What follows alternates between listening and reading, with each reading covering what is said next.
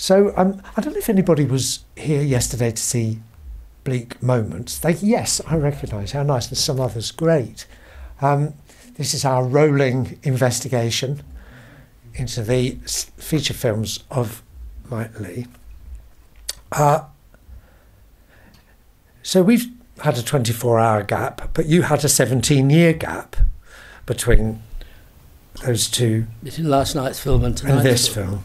Yeah, it's not as if you were wasting your time during that period, because in fact you made your national reputation in the gap with other things such as Nuts in May and Abigail's Party, and other theatre plays and TV plays, and one film which we're smuggling into our season, which was made for TV but got a cinema release, which is Meantime, which was what, 83? Okay, so by the time we get to High Hopes, your experience as a storyteller, regardless of the medium, was very great. You've done, if Bleak Moments was the 10th Mike Leigh play that then moved on to develop into film, you'd done something like 25 pieces or something like that by the time you did High Hopes.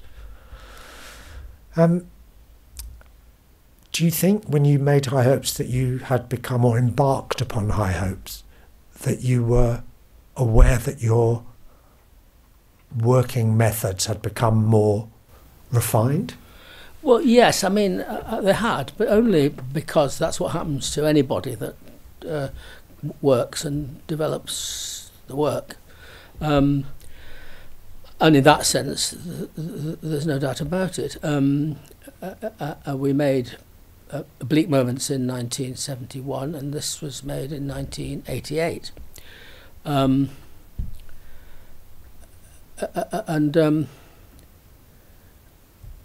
It had developed. It becomes more. The work becomes more sophisticated in many ways as time goes by, and I mean, if you were just referring it to Bleak Moments, as we talked about last night, I mean, Bleak Moments was made in a very crude and basic and very impoverished, very, very, very low budget way. It was. We didn't say this last night, but it's worth saying in the context of what we're now talking about. It was made under the BFI, British Film Institute, experimental film scheme, which meant, apart from anything else, that we could employ crew at a much lower rate than a normal professional crew. So it was very, very low budget and very, very budget. By the time we get to this, I mean, this is a proper feature film with a fully fledged gang, and the BBC films were, I would wrong to say halfway between one thing and the other, because they were professional and they were all the functions were filled by professionals that did it. But it was, you know,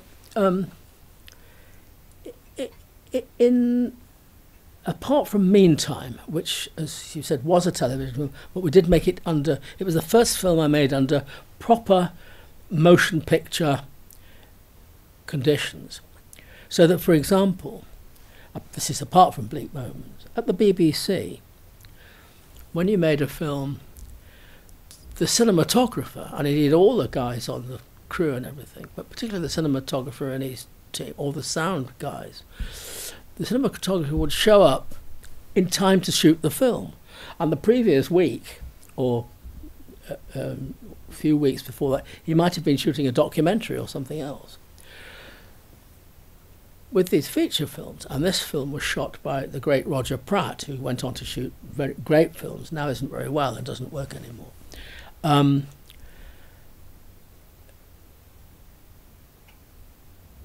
This is the first film I made, apart from Meantime, which he also shot, where discussion took place long before we started shooting about the look of the film, the spirit of the film. Tests were shot and all that stuff. Well, now is standard. You know, I mean, the quality of Naked or Peterloo or Happy Go Lucky, which no doubt we'll get to talk about, is very much about real preparation, collaboration, collusion between myself, cinematographer, designers, production designer, costume designer, makeup designer, etc. Now those sophisticated ways of doing things, I mean, that just didn't happen in those interim films made at the BBC. But you had great freedom at the BBC, and devoted and committed folk who were very, I mean, a number of my BBC films were shot by another great cinematographer, Rami Adefarasin, who was still kicking around doing features. And despite the fact that we didn't have that kind of preparation thing, it was still brilliant work, you know. So, yeah, I mean, by the time we get to this film, with, I think we totted it up just now, it was 8 or 9 films in between and 4 stage plays. Yeah, of course, one was able to be more sophisticated and dig deeper and all that. All that. And I ask that in the context of wanting to explore the continuities, really. But before I do, I wanted to point to one major change in the way that you described yourself, in that on Bleak Moments you had a double credit scenario and directed by. Here you're written and directed, which has become your standard way of billing what you do. What has happened? Well, what I thought you were going to say, which is the important part of your question, which is the middle bit. It was devised and directed by. Oh yes, say Nuts in May was devised and directed. All the BBC ones would, and the plays that I did. Well, that's a really interesting journey. No, well, it's pure. You know, here's the thing: there's absolutely no difference in what I did. But the reason for this is now, what we're now talking about is the history of why I devised, what's the difference? There is no difference in what I did. But when I started to create work in this eccentric way, instead of sitting in a room with bits of paper or a word processor and writing it all down and then giving it, by developing it, by exploring things with the actors and finally arriving organically at something very precise. There were writers around. I mean, one very well-known writer who I really liked and was important to me said, after seeing several of my so-called misnamed improvised plays, which was wrong to call them that, said, you know, you really could write, if you wanted to, I think you really should write a proper play. And for a long time, I rather, in a kind of subservient and apologetic way, thought, well, these guys are, I can't put by because I've only devised it, which is bullshit, basically, because I'm as much an author as anybody else, and my attention to the structure and indeed the words and everything else is as thorough as any writers there is. We know that. Some people, even in print, were quite rude about it. One very well-known writer, who's now apologised many times, was pretty rude about it in an article in The Observer. And so I suddenly thought, at a certain stage when we started to do these features, I thought, you know, this is daft, basically. This whole devised and directed by.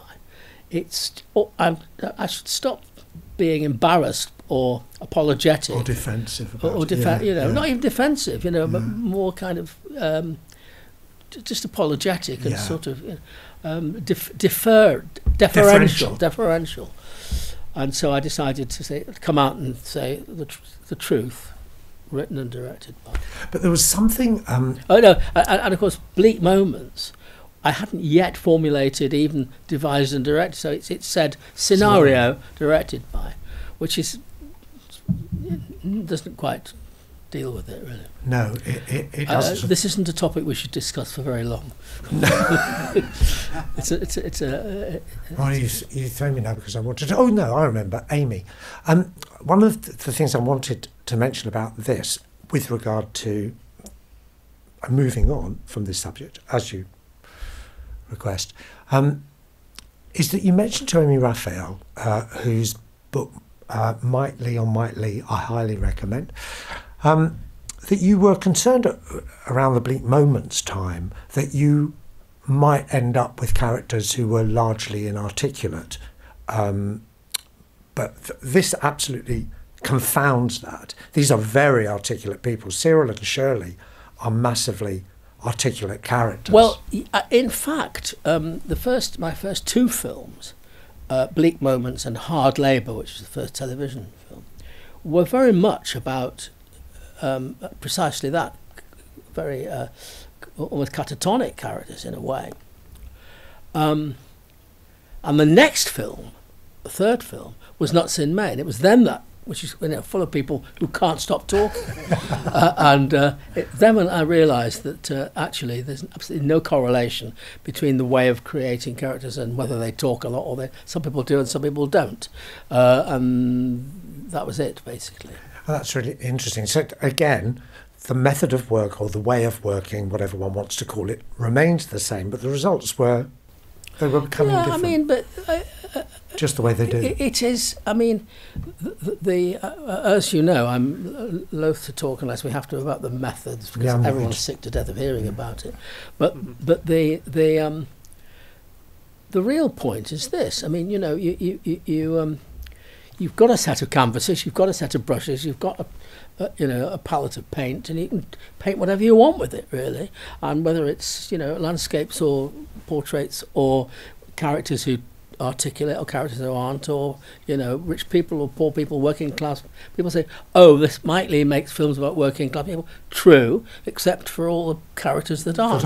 No, exactly, including in here, and there's a very wide range in High Hopes of articulacy. I'll just say that before I move on from it. There's Mrs. Bender on the one hand, who, for various reasons and age and conditions, is not able to communicate particularly easily. On the other hand, there's Susie at the other end with her highly political speeches.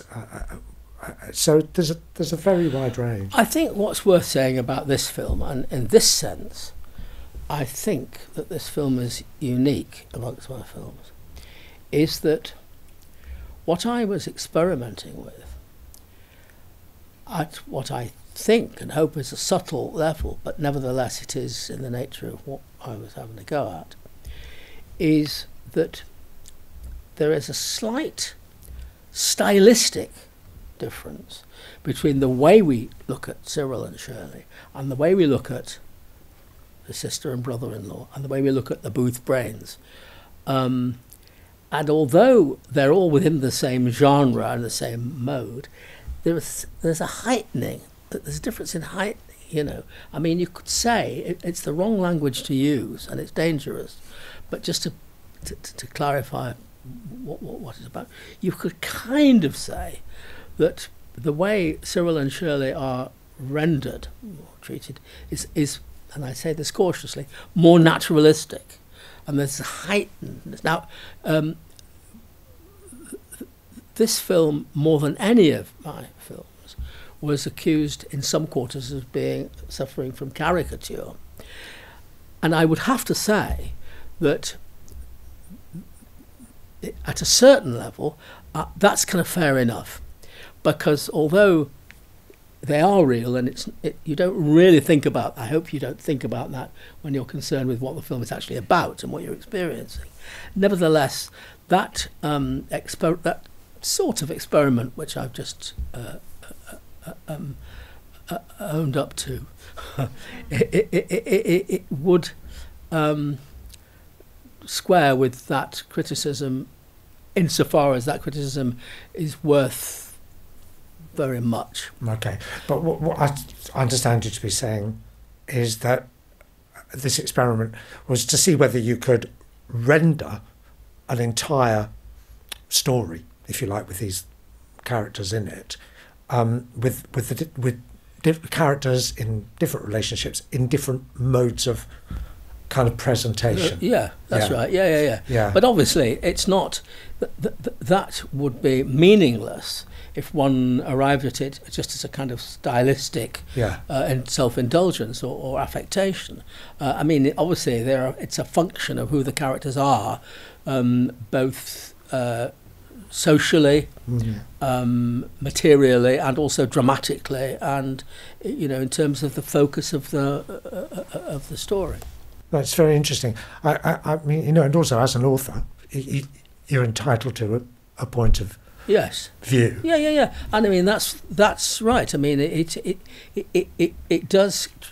I think what you're saying is right. That translates into another way of looking at it, which is that far from being completely objective in a detached way about all the characters and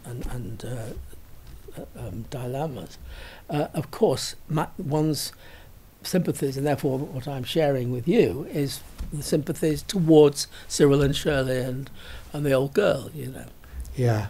I mean, the other thing about this film too, which again, it's hard to talk about because it obliges us to talk about films that, I mean, I always think, although this wasn't something I did at the time consciously, but I look back on this film and its two predecessors, which were Meantime, and which you will be showing here, and 4 Days in July, which is the film about Northern Ireland, about the divide, about the Troubles, which was the last BBC film I made. And I realised that, in a way, those three films are a kind of political trilogy. And I say political because I think all of my films are political, but none of them are overtly political. None of them, with the possible exception of Peterloo, which we'll get to discuss way down the line when we're sick to death of talking about it. Are in any overt sense of propaganda is political, but they are all, I mean, they're all about the way we live and so on. But this film, and 4 Days in July, and Meantime, which really was about unemployment, and were three films that, more than any others, came out of a particular political preoccupation. Yeah, and one of the things I realised, having seen Bleak Moments last night again, is that there's a kind of proto-Cyril. Obviously, they're massively different, but the Politico is Norman and his friends in Bleak Moments, Mike Bradwell's character, and they're concerned with social change, making magazines, leaflets, open family, all this kind of thing. Cyril is, perhaps lived through all that and has come out the other side. Yes, although I don't think Cyril wouldn't have gone through a sort of hippie or beatnik stage, which is what that's all about, No, but another thing that, in terms of the continuity between the films, and something that was behind my putting these films not quite chronologically, because we should have shown Meantime really by now, but there's something that this has got in common. I just want to read out something, a quote of yours. By some weird coincidence, this week, 40 years ago, BBC Two was having a retrospective of your BBC films and showing the Arena documentary. Oh, was it? Yeah, between the 4th and 10th of September 1982, isn't that? I'll take your word for it. Weird. And I only found this out because somebody sent me a hashtag on this day thing from Twitter, which included this news. Anyway, in the Arena documentary, it reminded me, each actor creates a character. This is you. I put these characters together in worlds and relationships, and conflicts develop. And out of the total of what develops, I distill a play or a film. That's it. Which is more or less true, except that, read the first bit again. Each actor creates a character. Yeah. Now, I mean, the thing about that is that kind of statement has created a myth that the actors show up and say, I've got this character. And I say, oh, good, thank you. And I put the characters together, which, of course, is complete nonsense. I mean, that is not what happens at all. So I collaborate with each actor to create a character. And we really do collaborate. And in the end, it's up to me to guide it and push it and pull it in directions. And I mean, what I actually do, and we don't want to get into a detailed discussion about the procedures, but is to work individually with actors. And the first thing that happens is I say to each actor, make a list as long as you like of real people that you know, that you've known.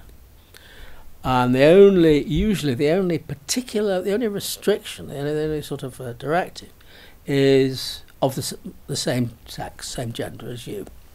And we talk, you know, and these are solo sessions. I mean, there's never anybody in the room, not anybody. And we'll just talk from session to session, and I gradually whittle it down and weed out until we arrive at a person, or usually several, out of which we distill the character. And of course I do that whilst working parallel with the other actors, so something is starting to form in my head. So I merely wanted to nail the potential misunderstanding and therefore the myth that each actor, as it were, shows up with a parcel and says, here's my character. Yes, and you say thank you. No, very good. What for me is significant is that you put them into these ideas. The characters are developing, you're going buzz, buzz, buzz, buzz, buzz. It's all very molten, and you're thinking about relationships, worlds, and themes. And absolutely. And one of the reasons this film, High Hopes, is second, and we're not looking at chronologically, is because I wanted to highlight one of the kind of structural relationships that you've put these characters in, and that is family and sibling relationships. So in Bleak Moments, it's there are two sisters, and in High Hopes there is a brother and a sister and a mother, and there's this core family. This will go through our films of this first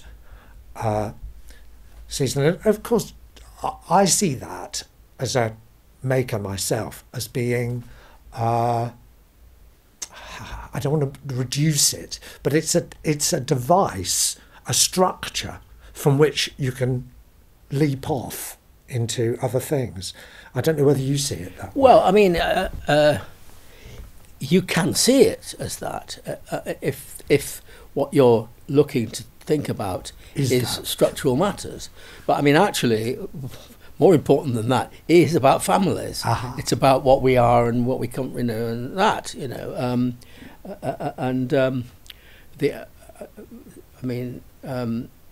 very few of my films, which is obviously what you're talking about, are devoid of family. I mean, I think probably Naked is, apart from Topsy Turvy, and I suppose Career Girls. Career Girls, yeah. We're finding more, you see. Yes, good, but we know that families are a major preoccupation. Yeah, that's why we're doing this. Yeah, and with families comes structure, you know, and conflict. Yeah, yeah. But I think, yeah.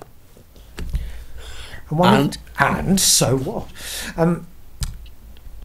One of the other things, and it's interesting, you were talking about a producer who spoke to you around the time that you were doing. Well, I was saying to you that in the long gap of 17 years between the first feature film and the second one, which is this film, I mean, I wasn't. The reason I didn't make any feature was because nobody did. I mean, you couldn't make an indigenous, serious British movie. I mean, you just couldn't. It was, the industry was dominated by Hollywood, and the serious British films that were made, indigenous films, were few and far between. Until Channel 4 started. And when Channel 4 started, with the remit to back independent productions, suddenly it became possible and feasible to make proper film, and they did actually travel. And the first one I did was Meantime. Unfortunately, it wasn't a feature film, because when Graham Benson, the producer, and I said to David Rose at Channel 4, can we shoot this on 35mm and make it a feature film? The answer was, we're not quite there yet. We will be doing this by 18 months or something, but at the moment they're still television films. So in fact, Meantime was the third film of all that was made. I did embark on a film which, for reasons that aren't worth so personal, didn't materialise, but which was replaced by this film. And we also made a short before this film called The Short and Curlies for Channel 4. So this was the first proper one. But in that gap, I was going to say, in that long gap, we all sat around, particularly at the BBC, and after all, with Ken Loach and Stephen Frears and a whole bunch of people. I mean, anyone that wanted to do serious stuff and was lucky enough to did it mostly at the BBC, and great stuff happened. It was wonderful, and you had great freedom, and you could do whatever you wanted. But we used to sit around saying, well, the whole world thinks there's no British filmmaking. You know, we're never in festivals. The films don't travel, and it's all here, alive and well, and living in television. And we used to say to the BBC, why can't we make these films as cinema films? And they said, no, you can't do that. No. Well, of course, that's exactly what Channel 4 started to do. But in that long gap, I, like everybody else, aspired to getting another feature film made. And what you're asking me about is, on one occasion, there was an American, very nice guy, American producer, resident in London, who very much liked Bleak Moments and my television films. And I went to see him and had a chat. I said, I want to make a feature film. And he said, this is the problem, he said. Your films are great, but they will never get anywhere in the United States. They won't understand them, they won't know what they're about, and they won't understand what people are saying.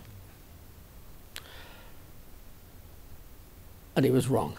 Yeah, as it turned out, which is very gratifying. Yeah, but that in a way, that's anecdotal, but it does embody a whole attitude, and to us in the context of not just Hollywood but world cinema. Yes, which brings me to my next point, because it makes me want to look at what it is in your films that makes them so different from what one might call the standard product. And I was looking at them thinking, well, one of the things is what I want to call faux revelation. And this is the idea that a character must develop, change via some revelation that happens at around the 90-minute mark. And I'm sure you're all familiar with this. And you hear this again and again, and it makes looking at a lot of what one might call industry films and formula films excruciating, whereas your characters are real characters in that they have, through crisis, they have the child, the debate over whether we have a child or not. They have a horrendous family party, but they don't have these faux revelations. They remain who they are. I mean, Cyril might well have softened towards the idea of having a child towards the end of the film, but it's not that kind of strange change. I think you're right, although one would have to say, if one is going to put one's hand up and be honest. I mean, you know, there is the fact that Cyril's attitude to that, for example, has changed is as a result of what's happened. Although, I mean, of course, what I don't do is think in terms of classic Hollywood structure. Nevertheless, you know, one sort of catharsis or another, one sort of development, you know. Even the film we looked at last night, Bleak Moments, although it absolutely, I mean, the important thing about that film is the bubble never bursts. There isn't in any sense, conventional sense, in terms of what we're talking about, a catharsis. But it goes through a journey which comes to its natural conclusion, leaving you, as most of my films do, suspended. I mean, what you don't get, as I've already said in my films, is think this. This is the moral. This is the theme. Think this. And what you often get is, now life carries on, and we don't know what's going to happen to them, and it's over to you. I mean, when we screened Naked at the New York Film Festival, there was a Q&A, and the first question came from an old guy who said, "Mr. Leigh," he said, "will Johnny be dead within an hour of the end of the film?" I said, "I don't know, it's up to you. I hand it over to you." You know, so that's important, and that's, you know, the change has happened in this film for sure. But they're of a very different kind of. For example, Martin and Valerie, Phil Jackson, and yes, they've not got under. They're not well, except I think she just got worse. Yeah. I mean, she's simply degenerated, basically. Yeah. Yeah. But and the guys next door will get worse. Oh yes. Yes. I mean, Neighbours. Oddly enough, that's another. You know, looking for structural opportunities for relationships. I mean, Grown Ups, which we're not showing, is classic in that sense, with the Neighbours, yeah. The neighbours as a device for conflict, really. Even if you don't think of it like that, but it certainly that is the case here. But of course, you know, it's that's one way of looking at it. It is a device, but at the same time, then it's also about other stuff. About those other things, not including not least amongst which is so-called gentrification. Yeah, which is, you know, very, very clear. I wanted to ask you about Wayne and what he's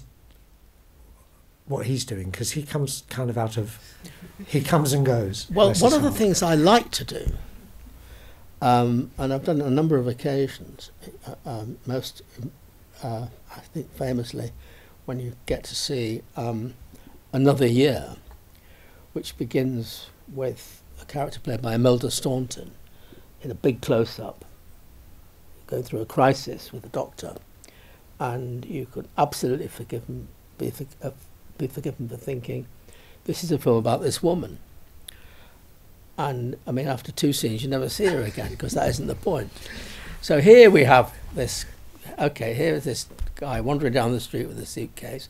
You think this guy's come to the big city. This is a film about this journey, this guy on this journey, and he can't find the way. He stops to ask somebody the way, and it turns out that's who the film's about. And you hardly ever see him again. I mean, I find that I enjoy doing that.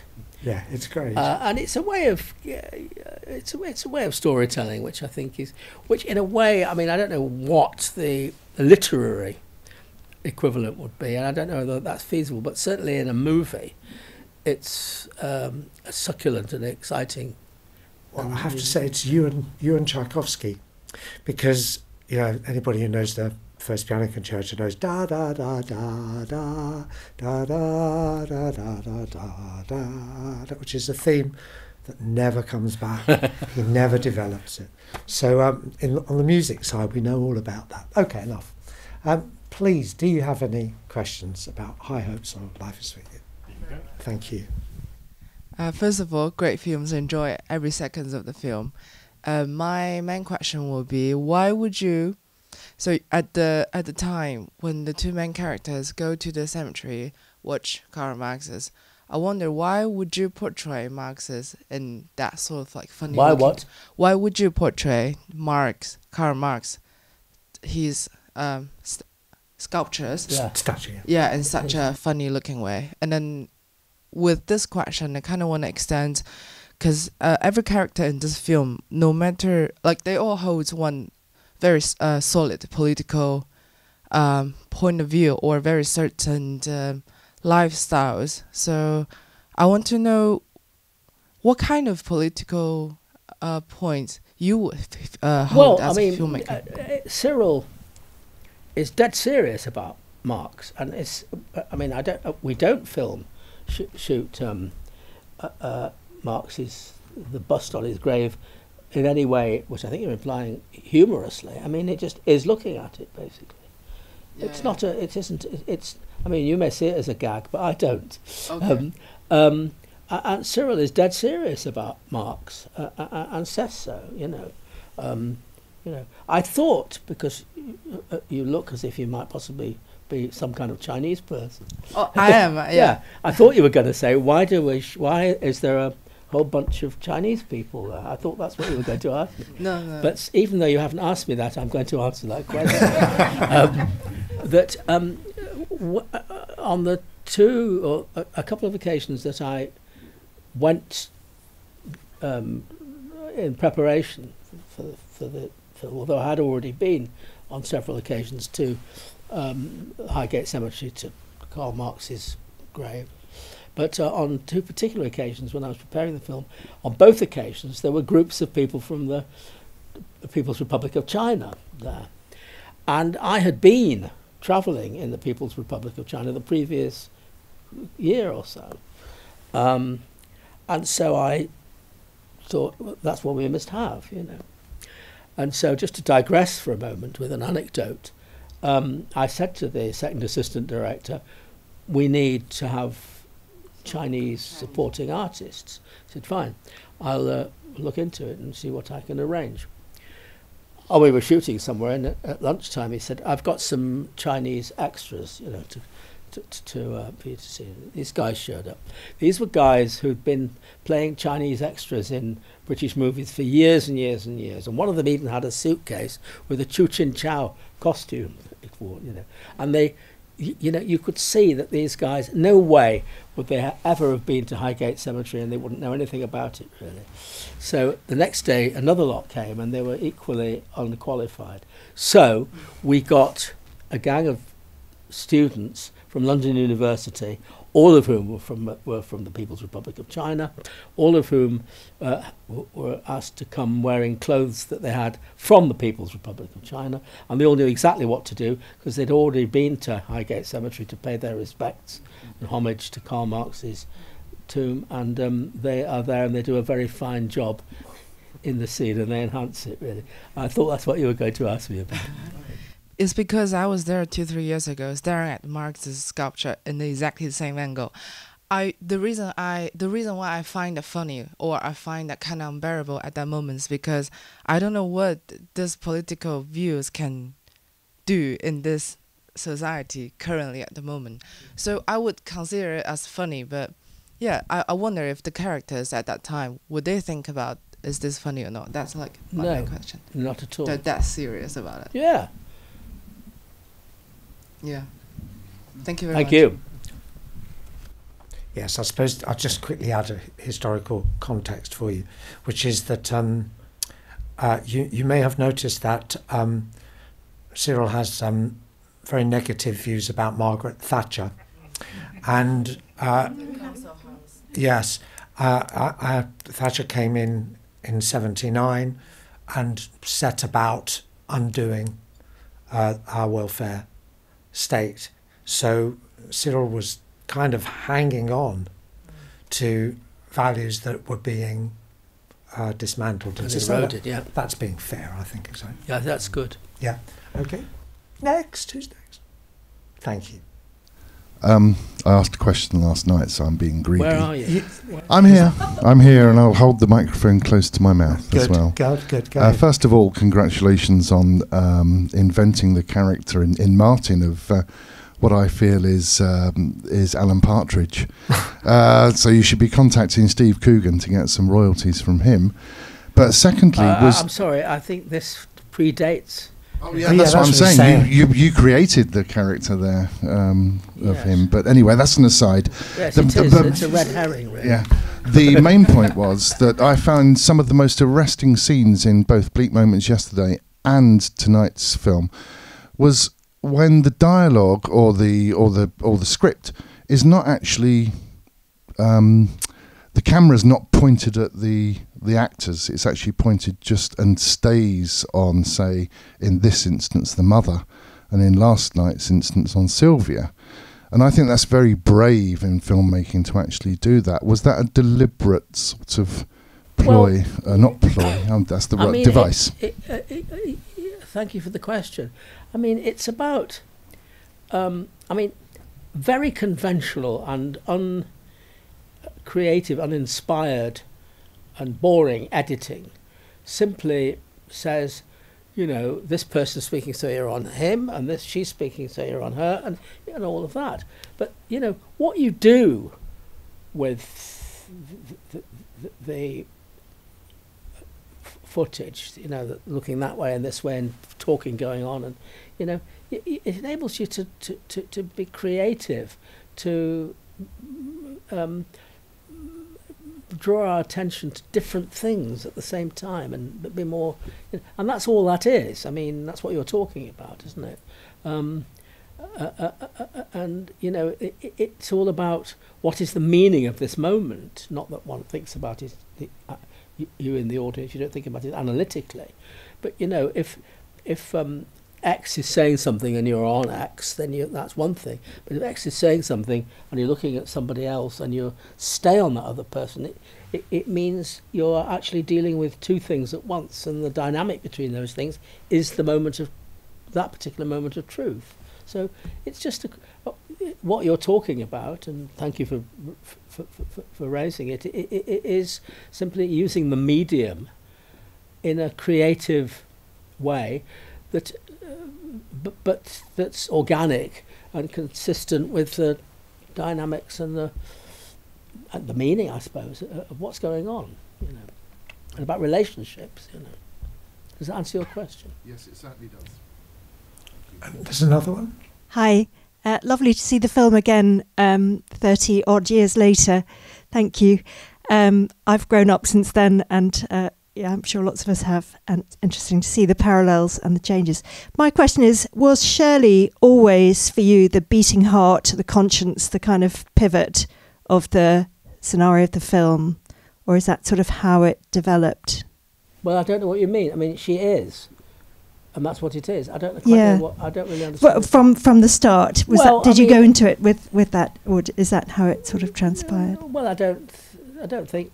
Nothing exists at the start, and then the thing grows and develops, and you embark on the journey of discovering what it is, and that's what it was, you know. So I can't really.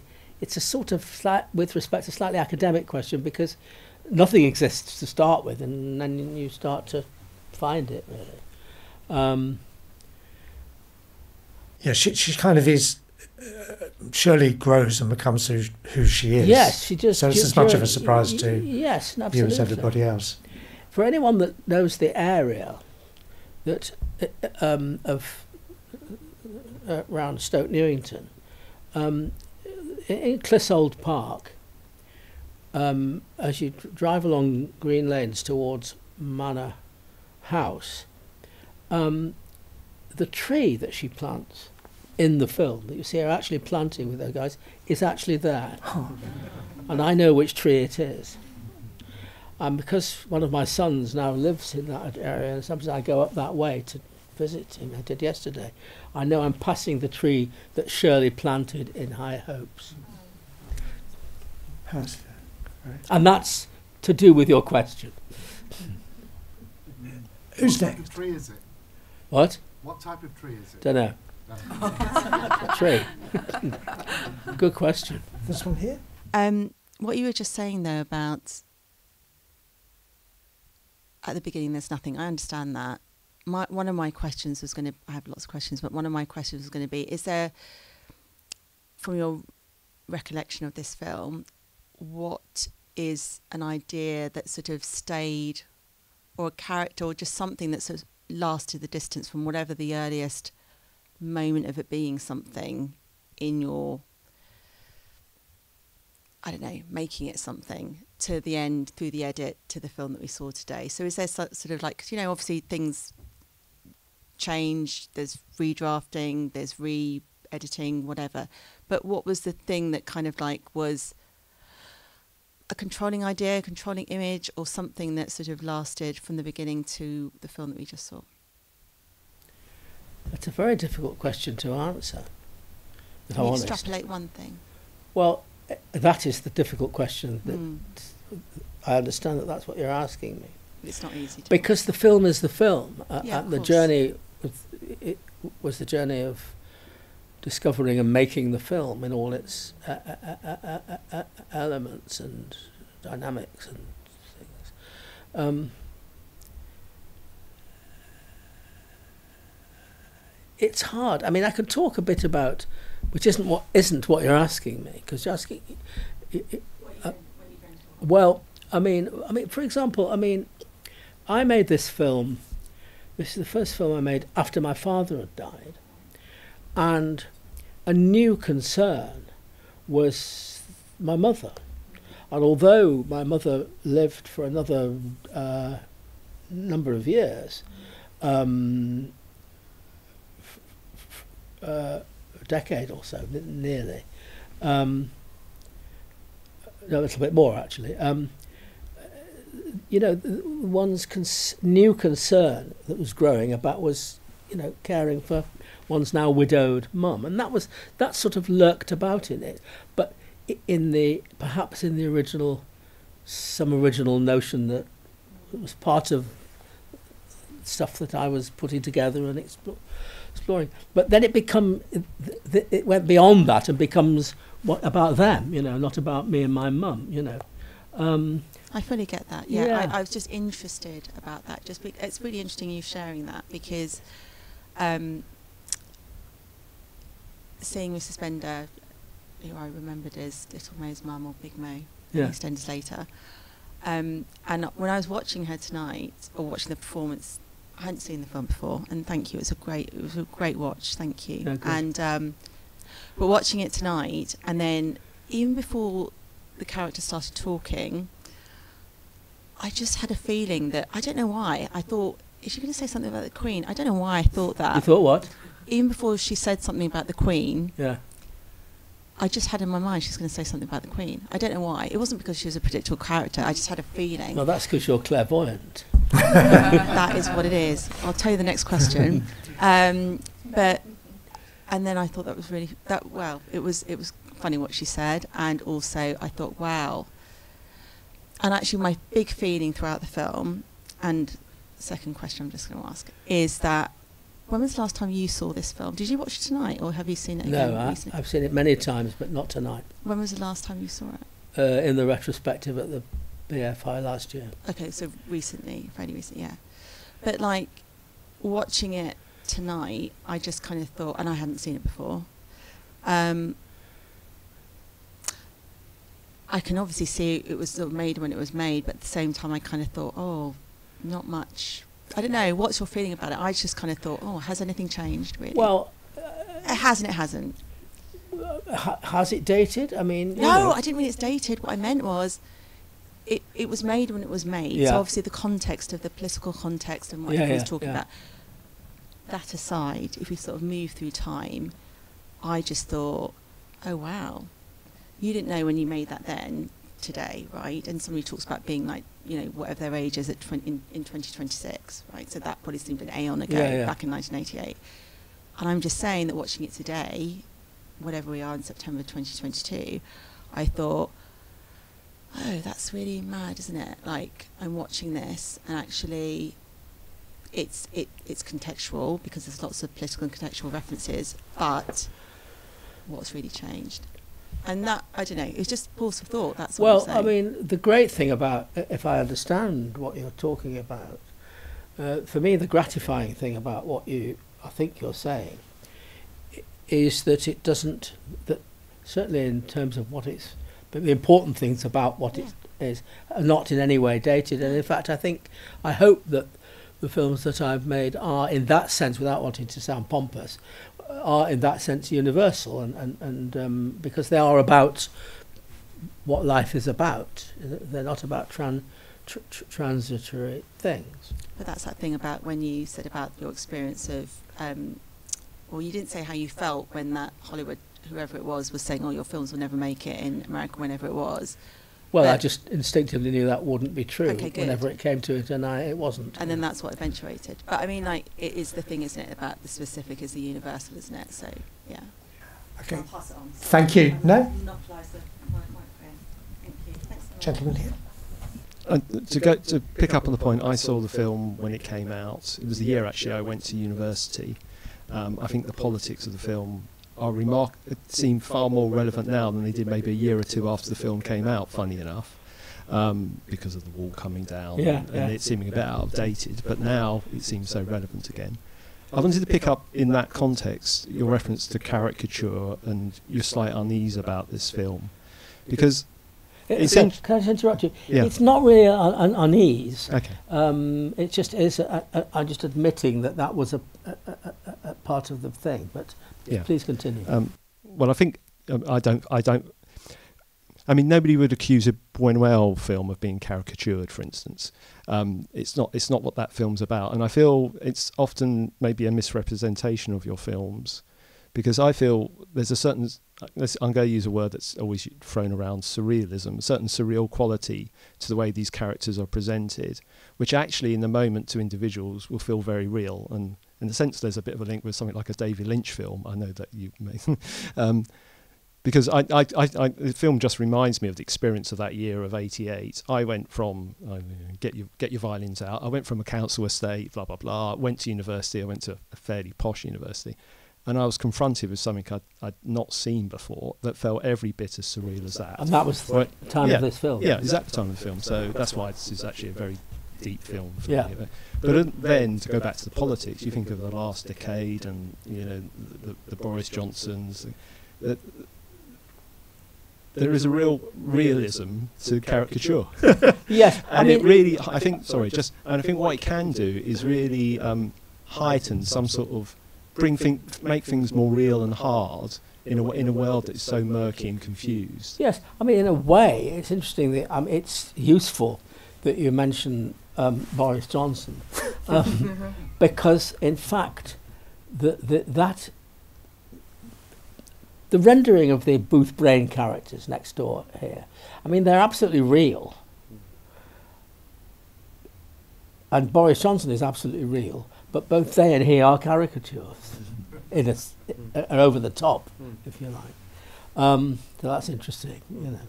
So it's good to the thought you're exploring and sharing, that it's perhaps more relevant now than it was then, is a good one. Well, particularly today.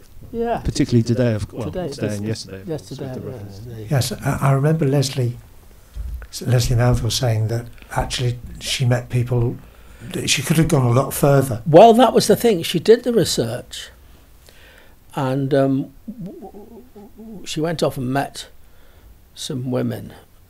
What was this? She met. I can't remember. That's a story I just can't quite remember enough to tell it. I'm sorry, but she did, and they were over the top. And she came out. She said, "I can't believe." There was a thing that anyway, I can't tell the story because I can't remember the part of it. Sorry, no, but she did. She erred on the side of restraint. Can I just say one thing? Yeah. I think the reference to Cyril and Shirley in 2026 is very touching, because especially now, when you know everything that's happened between now and then, I really was thinking, well, where are they? I hope they're still in that flat. That might well have been one of the ones that was knocked down when he built King's Cross. I hope they're still there. They've got grandchildren and they're happy. And you really did want. I felt that anyway. They're not. They cannot still be there on two levels. A, I don't think they would still be there. They'd have expanded a bit because they hopefully have got kids that have grown up, and you couldn't raise them in that anyway. But also, this is a different matter entirely.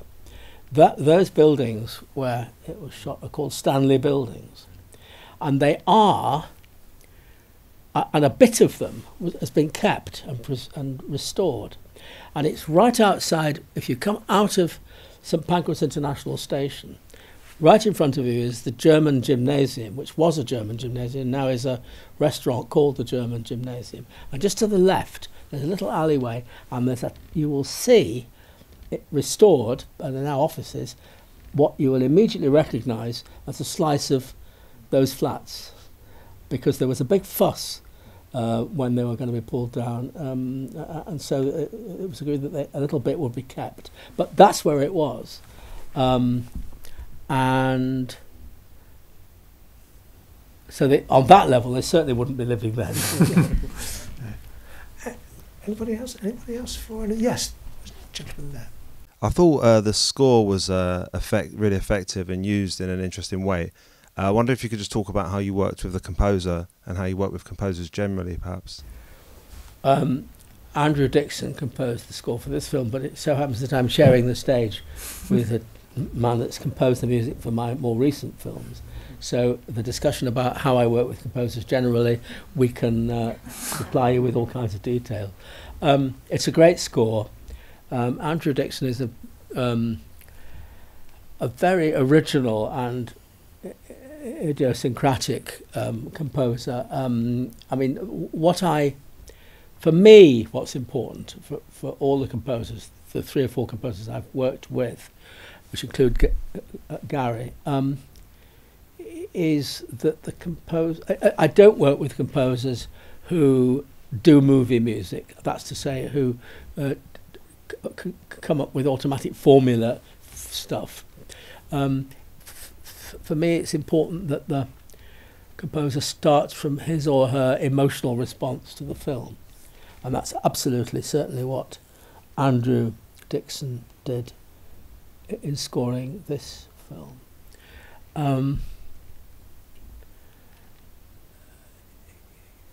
Conventionally, in many, if not most, movies, the composer, like everybody else, can read the script before anything's shot and can start having ideas. That can't be done with my films. Until we've shot it, the composer really can't do anything. And so the work starts when there's at least the most rudimentary assembly of the film in some shape. And the composer can start to look at it and have ideas, and then gradually, as the film is edited, I would then work with the composer, and it's about establishing the spirit of the thing, finding a voice, which is to say, picking an instrument, or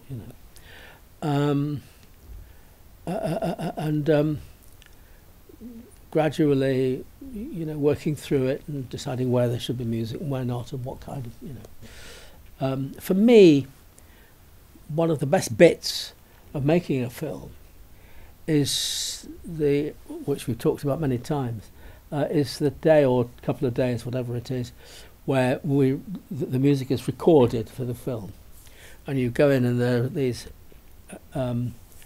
professional musicians who've usually they've only received the score like the previous day or something, and they sit down and play it as though they've known it forever.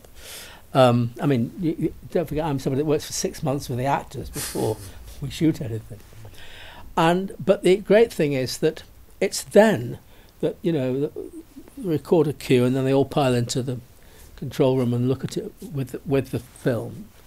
And that's when you really start to feel the film coming together, So it's very exciting, It's very stimulating. We've experienced that a few times. Yeah. And Andrew Dixon, a very idiosyncratic a composer. I mean, he lives down in the middle of nowhere in outside Bridport in Dorset, and you know, in a room full of quirky crackpot instruments of various kinds, you know, but he comes up with this magical stuff, the score. Okay, my body clock is telling me I should probably be finishing, but I don't know. Are there any more questions? I can't see. You've got another one from here. There's one in the front. I think I'm going to let this be the last question in a brutal, authoritarian kind of way. By just finishing with this film, you portray different peoples in the film. They've got like leftist, bourgeois middle class, and then the businessmen and the elderly people, and then they've all got their own dilemmas in their life. I wonder, are those dilemmas ever occurs to your own lives as well? For example, when to buy a first house, should I purchase the council house, or at this point, I'm a leftist, I really want everyone to get a job, everyone to have this happy smile on their face, or even at some points when you got money, you said, you are like, I've got monies and then I want people to love me, or I'm lack of attentions. I wonder, are those dilemmas ever occurs to your life? And then, or as a filmmakers, how would you, how would you dealing with your own emotions and dealing with your own thoughts? Thank you, that's my question. I mean, as an artist, I feel, I can report to you, that if I understand your question, that, let's put it like this, sorry, I'll just find a way of answering your question. You could say, for the purposes of discussing what you're inviting me to talk about, one could say that there are two kinds of artists. Artists who are completely, or indeed two kinds of filmmakers, some who are completely detached and objective, and in some ways you could say cynical, and aren't really engaged with the emotional currency of what the film is about in terms of their own feelings about life. And at the other end of the spectrum, there's a different sort of artist, which is what I think I am, that what my preoccupations, my emotions, my feelings, my care about people and life are in the film. And that's what it is, what it's all about. It's there, hopefully it's that, you know, that's what the film is. And it's not necessarily, as anybody here that's any sort of practicing artist will agree, it's not something that you necessarily, you don't actually think about consciously. I am feeling this, therefore I'm going to put it in. You know, it just is going on, because that's what motivates you in the choices, subjective and objective, that you make. Does that make sense?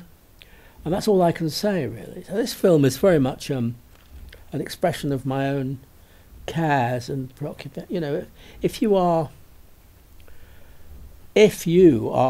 the audience, are moved, say, for example, in the scenes towards the end of the film, that in the first place, I suppose I would have to say, well, you're moved by it because I'm moved by it, and we were, you know, that's what we explored, and the currency of our activity is what we feel about life, you know, and the values of life, as opposed to, you know, sort of Hollywood criteria of, you know, which Gary was talking about earlier, about, you know,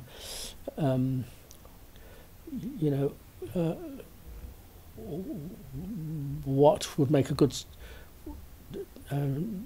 dramatic story. I think this is a good dramatic story, but it comes out of life.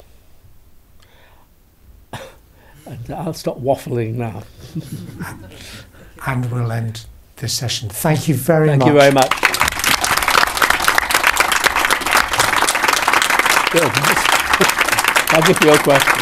Thank you for your question.